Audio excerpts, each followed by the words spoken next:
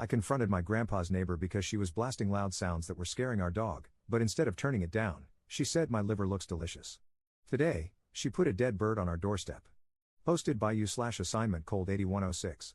Just thought I'd share a weird/creepy encounter I had this weekend. My 22M grandpa's neighbor is probably in her late 30s.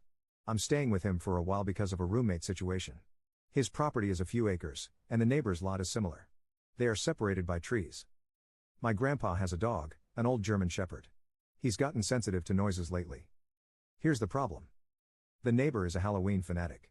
My grandpa said she puts her Halloween decor up in late August, but the issue isn't the decor, it's that she's got this odd soundscape. The soundscape includes a fireworks/gunshot type cluster of bangs that happen every so often. Given the distance between the homes, we shouldn't be able to hear any of it. Anyway, she runs it from about 5 p.m. until 10 p.m. They don't get trick-or-treaters or anything in this area, the houses are too far apart and have long private drives. So all of this is just for herself. My grandpa is too nice and conflict avoidant to do anything about it, but I feel so bad for the dog. After a day of the sounds triggering the dog, I went over and introduced myself.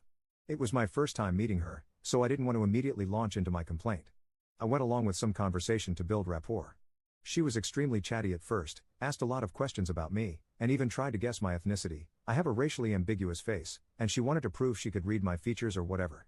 From there, she started telling me which celebrities I remind her of. I hadn't heard of any of them, and then she started talking about horror movies.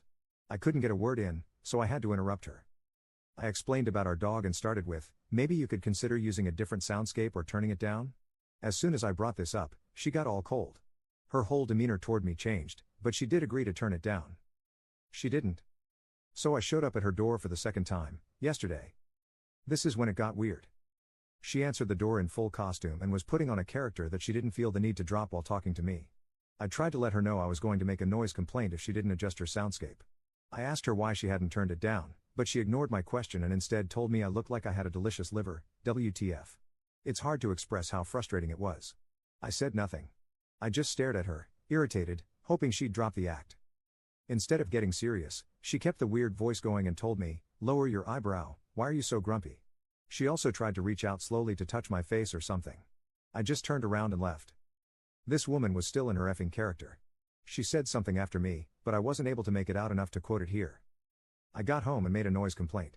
The cops took my statement, then went over and talked with her. No more soundscape. Peace and quiet. Today, she left a dead bird on the doorstep. Relevant comments. Commenter. Do you have proof, like a Ring camera recording? Because it could just be a coincidence. Ops response. It's not a Ring, but my grandpa has an old porch camera. It was her, I could tell from the Halloween wig. I'm just hoping the bird was already dead when she found it and not murdered. Commenter 2. Out of interest, what was her character? Ops response. So, unfortunately, I didn't ask. I didn't want to acknowledge it. I think it was just some kind of witch or demon costume, long white hair, long nails, red lipstick or face paint. She had on a robe with a hood that covered most of it, though. Commenter 3. Okay, this woman sounds deranged, psychotic, dangerous, and exactly my type. Is she single? Sorry about the dog, but if you set me up with her, I will totally change the soundscape and lower the volume. I love dogs and wouldn't be able to enjoy the spooky sounds knowing they are making a nearby dog panic. Ops response. Her lack of concern for dogs, maybe animals in general, is a deal breaker for most, but I'm glad you're not like that. She's all yours, man. Commenter 3. It would be a deal breaker, but I can change her, I hope. Update 8 days later. She doesn't play the soundscape anymore, but some things have happened. She stuck some weird ingredients to the door handle of my vehicle. I touched the stuff, and it got all over my hand. I had a feeling it was something witchy, so I asked on Reddit and learned that it was love spell ingredients. Assuming that was for me, but not completely discounting my grandpa, lol. A few days after she left me the bird, she turned the soundscape on just as I was passing her house during my run. From the way she timed it, turning it off when I had reached my grandpa's house, it was deliberate. I found it amusing because it was kind of clever. She wrote a note to me in my grandpa's native language, which is Korean. It's basically a copy of the phrase, if you gaze long into an abyss, the abyss gazes also into you. WTF. The dog is safe, and nothing has happened to him. I have already mentioned this, but there is a police report/case number assigned to this incident, and I taught my grandpa what number to call so he can continue reporting other events if they happen, to add to the paper trail. He has working security cameras on his front and back porch that are fairly decent. This is not my permanent residence, but I'm sure he will be fine. Relevant comments. Commenter. Okay, This is creepy AF.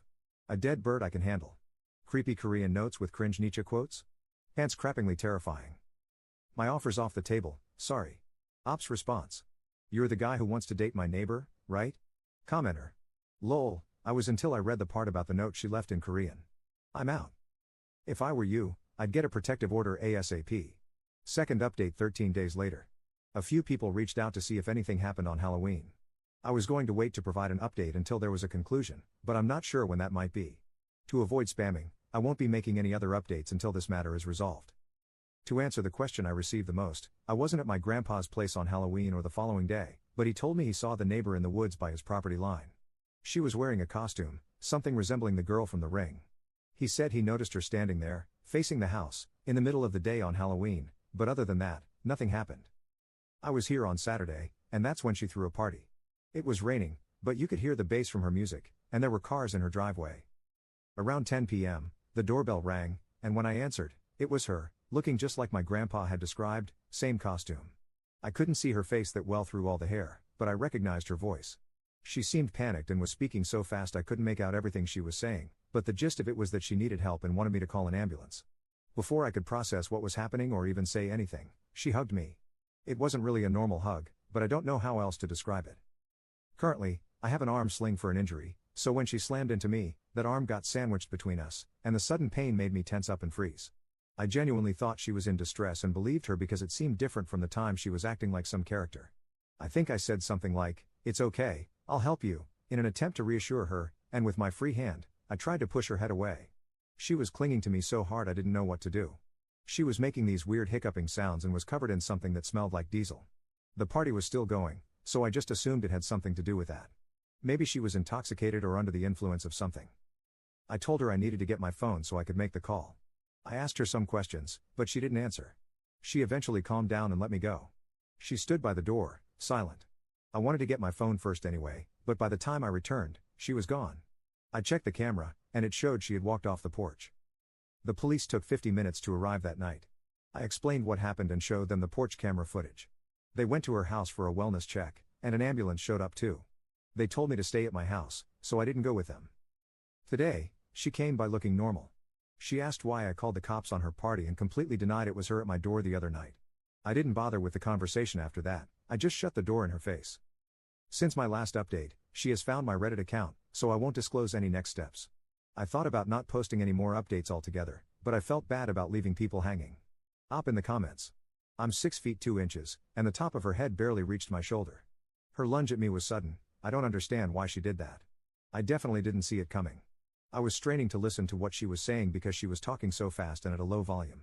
It was raining really hard, and I couldn't see her face, which might have helped me hear her better, if that makes sense. In the middle of whatever she was saying, she hugged me.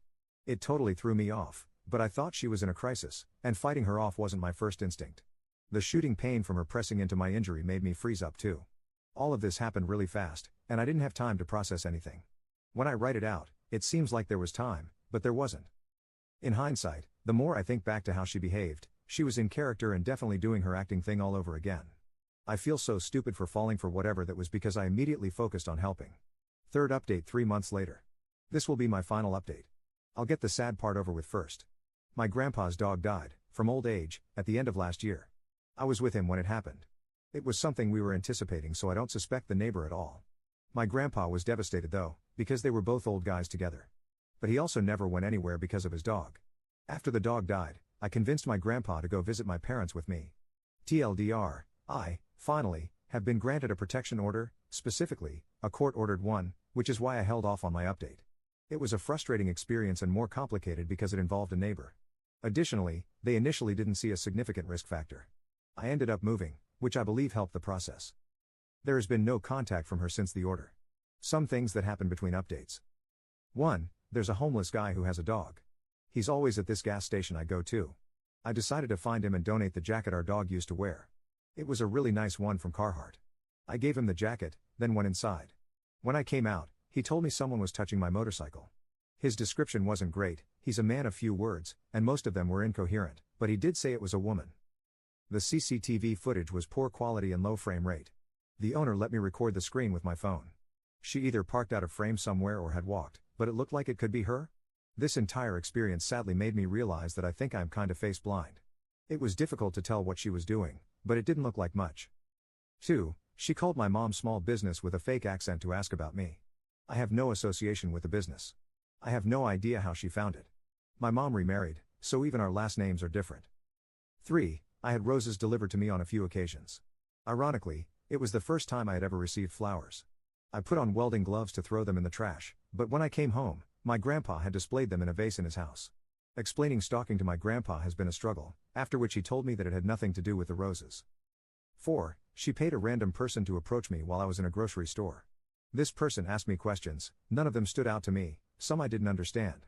My mind blanked a little because his approach was so abrupt. He came back shortly after his attempt to engage me to apologize and tell me he was paid to ask me things. I was still very confused at this point. I thought I was about to experience an influencer in the wild or something. He offered to take me outside to point out the car. I got paranoid because he was being so pushy about it, and I was already half restrained by my own arm sling at the time. He also refused to tell me anything, wouldn't even say if it was a male or female, unless I went outside with him. 5. I used to work at a barber shop, so I cut my own hair, and she claimed she had my hair clippings, which she took from the trash for something called her poppet. She said she does stuff to it to bring me comfort when I'm in pain and to make me feel good. 6. This was probably the worst one because it took a mental health toll on me. Although I moved, she developed a habit of trying to convince me she was around me, having small influences over or involvement in my day. I didn't necessarily believe her, but it impacted my ability to let my guard down. So I decided to test this. I posted a video on Reddit to this account, stressing about an incident that the people in that subreddit probably thought I was a clown for asking about. But I knew she monitored my account.